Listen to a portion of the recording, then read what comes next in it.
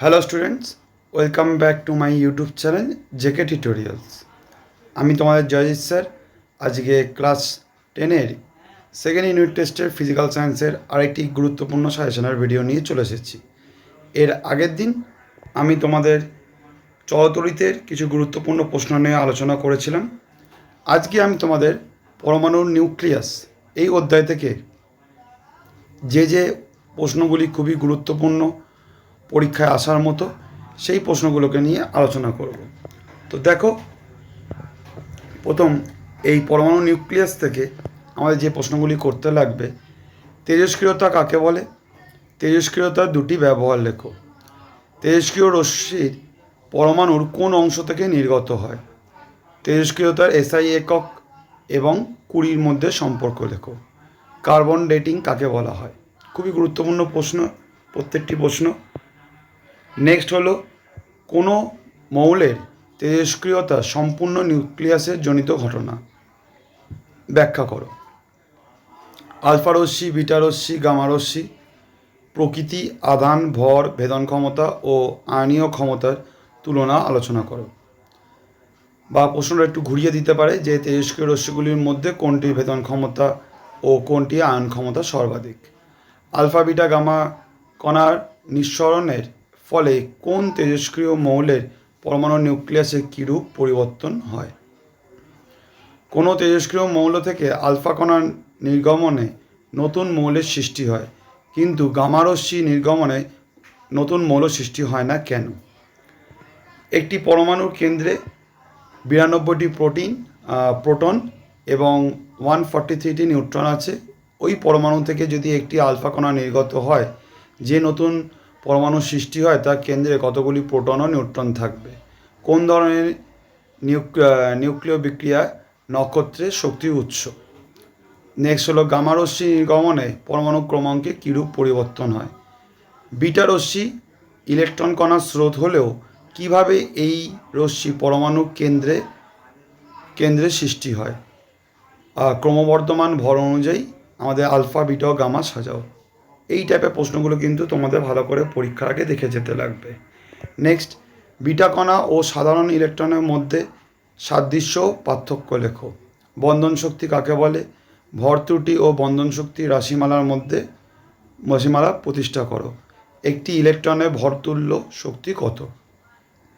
নিউক্লিয় বিভাজন কাকে বলে? উদাহরণ দাও। শৃঙ্খল বিক্রিয়া শর্ত লেখো। নিউক্লিয় বিভাজন প্রক্রিয়ায় এটি ব্যবহারিক লেখক কী, মানে এককটা? সূর্য থেকে প্রাপ্ত শক্তির উৎস কী? পারমাণবিক বোমায় কোন ধরনের নিউক্লিয় বিক্রিয়া ঘটে? নিউক্লিয় শৃঙ্খল বিক্রিয়া কী? নিউক্লিয় শৃঙ্খল বিক্রিয়াকে কীভাবে কাজে লাগানো হয়? নিউক্লিয় রিঅ্যাক্টরে মডারেট হিসাবে কী ব্যবহার করা হয়? এর কাজ কী? নিউক্লিয় সংযোজন কাকে বলে? এর উদাহরণ দাও। যে কোনো নিউক্লিয় সংযোজন বিক্রিয়া ঘটনার পূর্বে নিউক্লিয় বিভাজন কীভাবে হয় সেটা বুঝিয়ে লেখো।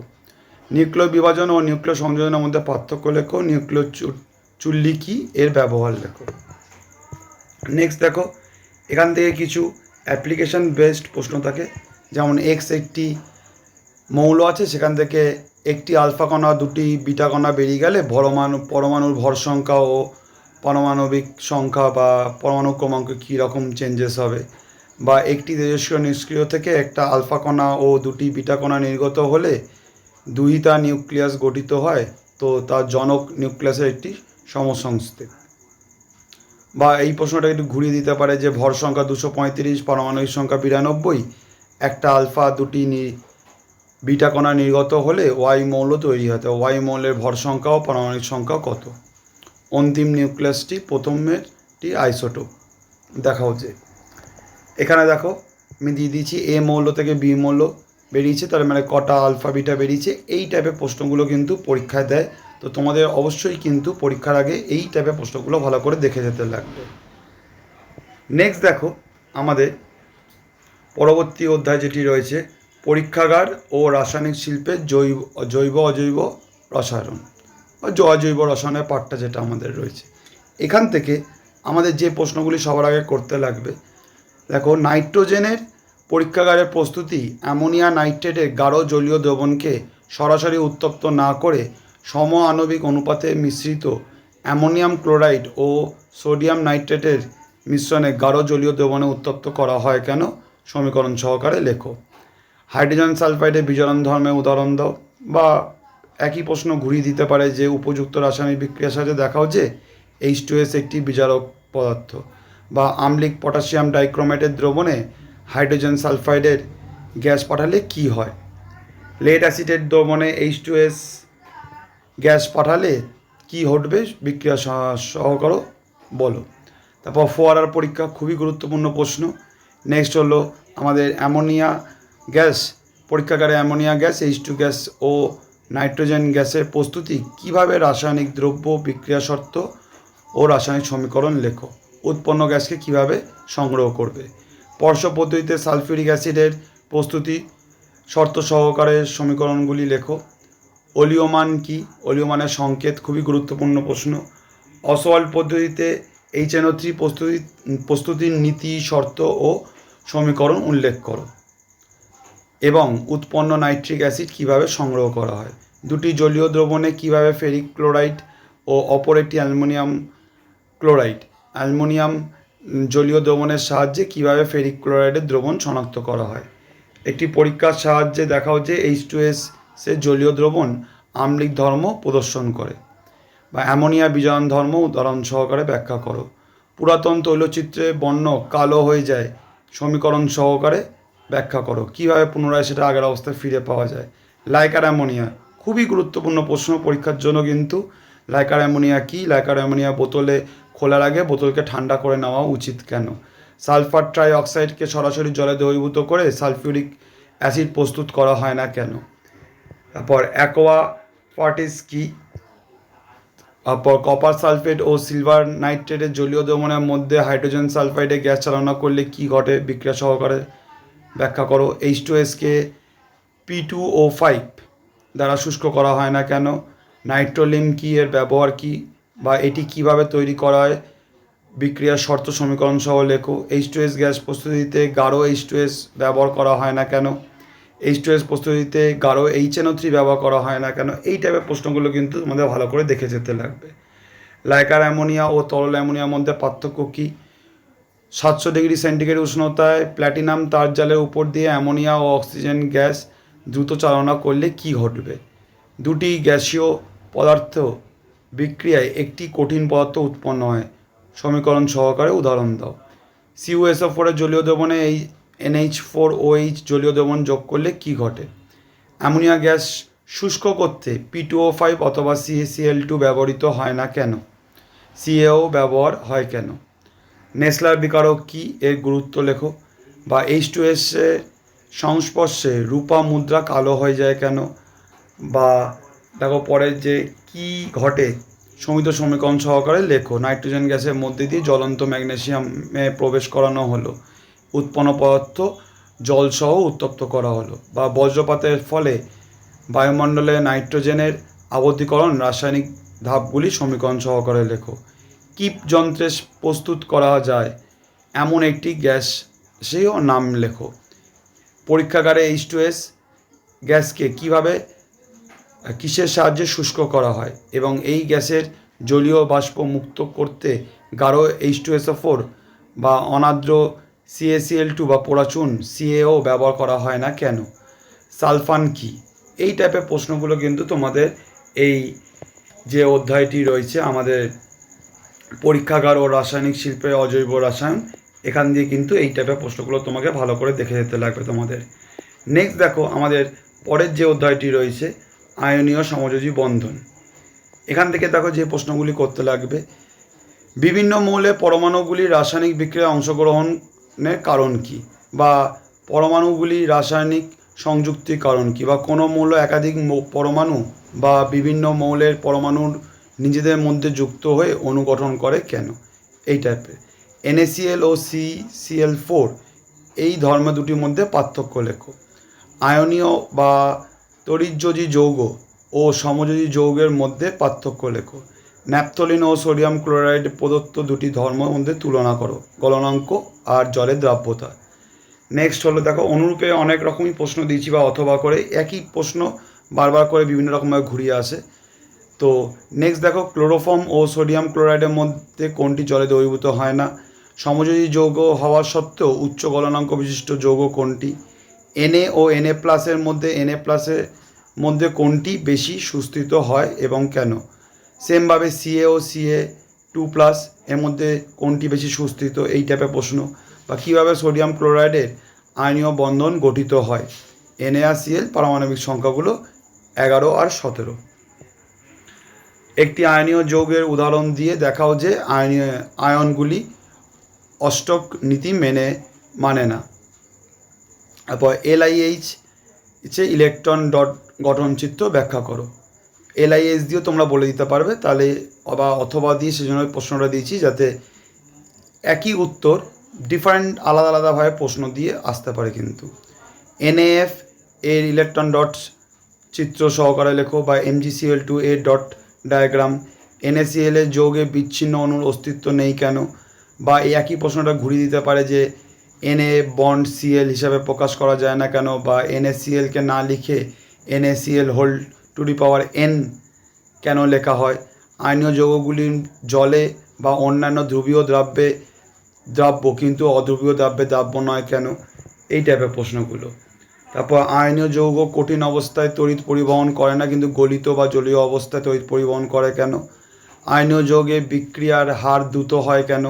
লুইস ডটের ধারণা অনুসারে সমযোজী বন্ধন কীভাবে গঠিত হয়, উদাহরণ দিয়ে লেখো। বা লুইস ডট চিত্র সাহায্যে ব্যাখ্যা করো H2F2 HF HCl H2O methane ammonia carbon dioxide C2H4 N2 C2H2 এই টাইপেরগুলো কিন্তু তোমাদের ওই লুইস ডট স্ট্রাকচার ভালো করে প্র্যাকটিস করে যেতে লাগবে। অক্সিজেনের ফলে পরীক্ষালব্ধ ফলাফলের সঙ্গে সঙ্গতিপূর্ণ কোনো লুইস ডট ডায়াগ্রাম অঙ্কন করার সম্ভবপর নয় কেন? F এর আয়নীয় বন্ধন গঠন করে কিন্তু Na সঙ্গে, কিন্তু সমযোজী বন্ধন গঠন করে H এর সঙ্গে কেন? H2O অণুর অস্তিত্ব থাকলেও HO2 অণুর অস্তিত্ব নেই কেন? HCl এর একটি সমযোজী যৌগ কিন্তু এর জলীয় দ্রবণে তড়িৎ পরিবহন করে না কেন? আয়নীয় যৌগগুলি গলিত অবস্থায় বা জলে দ্রবীভূত অবস্থায় তড়িৎ পরিবহন করে কিন্তু সমযোজী যৌগগুলি কোনো অবস্থাতেই তড়িৎ পরিবহন করে না কেন? নেক্সট দেখো, আয়নীয় যৌগের ক্ষেত্রে আণবিক ওজন কথাটি ব্যবহার না করে সংকেত ওজন ব্যবহার যুক্তিযুক্ত কেন? তরল হাইড্রোজেন ক্লোরাইড তড়িৎ পরিবহনে সক্ষম হয় কিন্তু গলিত সোডিয়াম ক্লোরাইড তড়িৎ পরিবহনে সক্ষম, ব্যাখ্যা করো। চিনি ও গ্লুকোজে সমযোজী পদার্থ হলেও জলে দ্রবীভূত হয় না কেন? NaCl এর জলীয় দ্রবণ তড়িৎ পরিবহন করলেও চিনির জলীয় দ্রবণ তড়িৎ পরিবহন করে না কেন? নেক্সট, একটি তরল ও একটি কঠিন সমযোজী যৌগের উদাহরণ দাও। একটি মৌল আছে A, তার পরমাণু ক্রমাঙ্ক 20, অপর একটি মৌলের পরমাণু ক্রমাঙ্ক 9। এই মৌল দুটি যৌগ গঠন করলে যে যৌগের প্রকৃতি কী হবে সেই যৌগের? তোমরা উত্তর সাপেক্ষে যুক্তি দাও। বা দেখো নেক্সট প্রশ্ন, দুটি মৌল X ও Y এর পরমাণু ক্রমাঙ্ক যথাক্রমে 19 ও 17। তো X ও Y যদি রাসায়নিকভাবে যুক্ত হয়ে কী ধরনের যৌগ গঠন করবে কারণ সহকারে লেখো। ABC মৌল আছে, তিনটি পারমাণবিক সংখ্যা যথাক্রমে 6, 9, 12। এদের মধ্যে কোনটি আয়নীয় গঠন করতে পারে এবং কোনটি ক্যাটায়ন গঠন করবে সেটা লেখো। B ও C এ রাসায়নিক বন্ধনে আবদ্ধ হলে কী ধরনের বন্ধন গঠিত হবে? ABC দিয়ে দিয়েছে, এর পারমাণবিক সংখ্যা 3, 11, 19। C এর সাথে অক্সিজেন এবং B এর সাথে ক্লোরিন বিক্রিয়ায় সমযোজী না হয় তড়িৎযোজী যৌগ উৎপন্ন হবে। A, B দুটি মৌল আছে, এদের মধ্যে কোনটি ধাতু কোনটি অধাতু, এদের বিক্রিয়ায় উৎপন্ন যৌগের প্রকৃতি কী রূপ এবং যৌগের সংকেত লেখো। এরকম টাইপে কিন্তু প্রশ্নগুলো তোমাদের দিতে ভালো করে করতে লাগবে। আমি এই প্রত্যেকটা টাইপের প্রশ্ন এখানে দিয়ে দিয়েছি। এই যে ABC দিয়ে এই প্রশ্নগুলো কিন্তু পরীক্ষায় আসে। নেক্সট দেখবে আমাদের যে দেওয়া আছে এই যে শেষের দিকে যে প্রশ্নগুলো, প্রদত্ত পরমাণুগুলির কোনটি ইলেকট্রন গ্রহণ করে এবং কোনটি ইলেকট্রন বর্জন করে? বা Ca+, Ca2+ এর মধ্যে কোনটি সবথেকে বেশি স্থিতিশীল বা সুস্থিত এবং কেন? X মৌলের পারমাণবিক সংখ্যা 7, X মৌলর থেকে দুটি পরমাণু যুক্ত হয়ে অণু গঠন করলে সমযোজী না তড়িৎযোজী বন্ধন হবে। অণুটি ইলেকট্রন ডট গঠন করো। তো আমাদের এখান থেকে এই যে অধ্যায়টি রয়েছে আয়নীয় সমযোজী বন্ধন, এখান থেকে এই টাইপের প্রশ্নগুলো কিন্তু তোমাদের ভালো করে প্র্যাকটিস করে যেতে লাগবে। আমি এই পিডিএফটা আমার টেলিগ্রাম চ্যানেল বা হোয়াটসঅ্যাপ গ্রুপে আমি দিয়ে দেবো। যারা পিডিএফটা সংগ্রহ করতে চাও তোমরা কিন্তু হোয়াটসঅ্যাপ গ্রুপে যদি যুক্ত হয়ে যাবে, সেখান থেকে তোমরা ডাইরেক্ট পিডিএফটা ডাউনলোড করে নিতে পারবে। নেক্সট দেখো আমাদের পর্যায় সারণী। এখান থেকে যে প্রশ্নগুলি করতে লাগবে, পর্যায় সারণী কাকে বলে? আর্গনের পারমাণবিক গুরুত্ব 39.94, পটাশিয়ামের পারমাণবিক গুরুত্ব 39.1 তুলনায় বেশি হলেও মেন্ডেলিভ তার পর্যায় সারণীতে পটাশিয়ামের আগে আর্গনকে স্থান দিয়েছে কেন? মেন্ডেলিভের পর্যায় সারণী ত্রুটিগুলি লেখো। মেন্ডেলিভের পর্যায় সারণী উপশ্রেণী কী, উদাহরণ দিয়ে বুঝিয়ে দাও। মৌলের শ্রেণীবিন্যাস বিজ্ঞানী লোথার মেয়ারের অবদান মূল্যায়ন করো। ডোবেরাইনের ত্রৈশক্তি সূত্রটি লেখো। শ্রেণী ও পর্যায় কি? আধুনিক পর্যায় সারণীতে কটা শ্রেণী কটা পর্যায় আছে? ইউরেনিয়াম মৌল বলতে কী বোঝো, উদাহরণ দাও। এর দুটি বৈশিষ্ট্য লেখো। নেক্সট হলো হ্যালোজেন মৌল কোনগুলি? এদের এইরূপ নাম করা হয়েছে কেন? হাইড্রোজেনকে কেন দুষ্ট মৌল বলা হয়? এই টাইপের প্রশ্নগুলো কিন্তু আমাদের পর্যায় সারণী থেকে কিন্তু পরীক্ষায় বারবার করে আসে। সন্ধিগত মৌলের তিনটি বৈশিষ্ট্য বা উদাহরণ দাও। মৌল সময়ের পর্যায়গত ধর্ম বলতে কী বোঝো, উদাহরণ সহকারে লেখো। একটি ধর্মে উল্লেখ করো যেটি পর্যায়গত ধর্ম নয়। নিষ্ক্রিয় মৌল কোনগুলি? এদের মধ্যে কোনটি রাসায়নিকভাবে সবচেয়ে সক্রিয়? নোবেল গ্যাসগুলি নিষ্ক্রিয় হয় কেন? সেতু মৌল, মুদ্রা ধাতু, সন্ধিগত মৌল, চালকোজেন মৌল, ক্ষারীয় মৃত্তিকা ধাতু, ক্ষার ধাতুর মধ্যে কোনগুলি? এদের নামকরণ এরূপ হওয়ার কারণ কি? কোনটা কোন পর্যায়ে কোন গ্রুপে আছে প্রত্যেকটা কিন্তু আমায় জেনে রাখতে লাগবে। কোনো মৌলের তড়িৎ ঋণাত্মকতা, আয়নায়ন শক্তি, পারমাণবিক ব্যাসার্ধ, জ্বালন বিজারণ ধর্ম বলতে কী বোঝো? পর্যায় বরাবর শ্রেণী বরাবর এদের কীরূপ পরিবর্তন হয়? কোনো মৌলে আয়নায়ন ধর্মের সর্বোচ্চ? কোন মৌলের? মেন্ডেলিভের পর্যায় সূত্র বিবৃতি করো। মেন্ডেলিভের পর্যায় সারণী থেকে আধুনিক পর্যায় সারণীর মূলগত প্রভেদ কোথায়, মানে পার্থক্যটা কোথায়? দীর্ঘ পর্যায় সারণী তৃতীয় পর্যায় শেষে মৌলটির নাম ও সংকেত লেখো। মৌলটির যোজ্যতা কত? বা এখান থেকে কিছু অ্যাপ্লিকেশান বেসড প্রশ্নও থাকে যে দীর্ঘ পর্যায় সারণী গ্রুপে এক নম্বর অন্তর্গত সোডিয়াম, পটাশিয়াম, লিথিয়াম, রুবিয়াম এদের ক্রম অনুযায়ী সাজাও, যে আয়নায়ন শক্তি ঊর্ধ্বক্রম অনুযায়ী। তো এই টাইপের প্রশ্নগুলো কিন্তু তোমাদের ভালো করে দেখে যেতে লাগবে। আমি প্রতিটা প্রশ্ন বলছি না, এতে ভিডিওটা অনেক বড় হয়ে যাবে। তোমরা পারলে এখান থেকে স্ক্রিনশট তুলে নিতে পারো বা আমার হোয়াটসঅ্যাপ গ্রুপে বা টেলিগ্রাম চ্যানেলে যুক্ত হয়ে তোমরা সরাসরি পিডিএফটা ডাউনলোড করে নিতে পারবে। এখানে দেখো প্রতিটা অ্যাপ্লিকেশান বেসড প্রশ্নগুলো দিয়ে দিয়েছি। যে প্রশ্নগুলো বারবার বিভিন্ন স্কুলের দেখবে তোমাদের রিপিট হয়, বা তোমরা যদি বিভিন্ন কোশ্চেন ব্যাংক দেখো, কোশ্চেন ব্যাংকে দেখবে বিভিন্ন সেটে এই টাইপের প্রশ্নগুলো কিন্তু থাকে।